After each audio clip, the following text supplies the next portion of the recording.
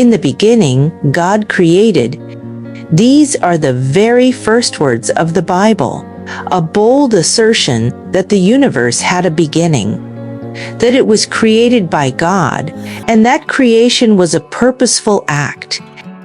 At the entrance of Eddy Farm, a Christian retreat center in upstate New York, we are creating a visible testimony, two rooftops side by side, spelling out a message in shingles for all to see. In the beginning, God created. This is not just roofing. This is a creative act of worship, a public declaration of truth, written between heaven and earth. We are building something that points back to the Creator, boldly, publicly, permanently. We believe that creativity is part of God's calling.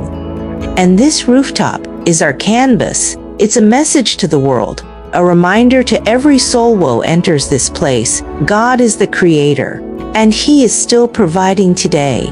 Join us. Be a part of this visible witness. Your gift helps us build something that will speak for generations to come. Let the first words of Scripture be the first thing people see.